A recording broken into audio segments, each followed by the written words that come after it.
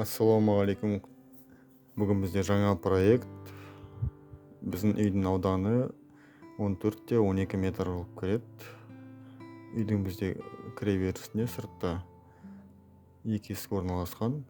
Біріншісі кішкентай есік, ол қазандығымыз, немесе котельный деп атады, бөлек есік орнатылған. Оған есікті іштен де қалдыруға болады, егер осы жерге терезе салып кетсем десеңіз. Енді үйімізге кірейік. Үйге кірген кезде бізде сол жағымызда шкаф болады, кішігірім киім шешетін. Одан кейін ары қарай өтеміз. Бізде туалет, ванна сол жағымызда, кішкене терезесі бар, ыңғайлы өзінің бір бұрышта. Ал оң жағымызда бізде ас бөлме болып келеді. Ас бөлмеміз кең, ыңғайлы. Бұл жерде де перегородка жасауға болады негізінен. Тамақ пісіретін жақ және тамақ ішетін жақ деп екіге бөлуге болады. Одан қайттан холлға шығамыз. Холлымыз бізде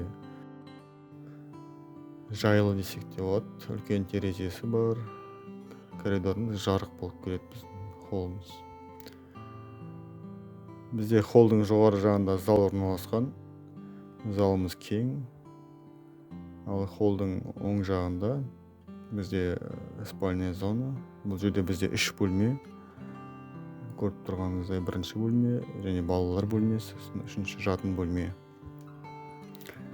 Спальная зонаның кіреберісінің оң жағында бізде шағын гардероб орналасқан.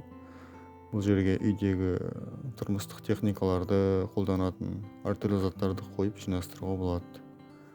Және де жатын бөлмеде бөлек гардероб орнатылған.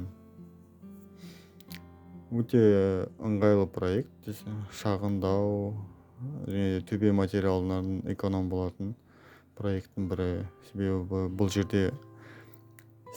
бұл жерде балка деген үйдің 12 метрдің ортасынан түседі, тап ортасынан. Және де төбені жапқан кезде екі жаққа бірдей лақтырылады.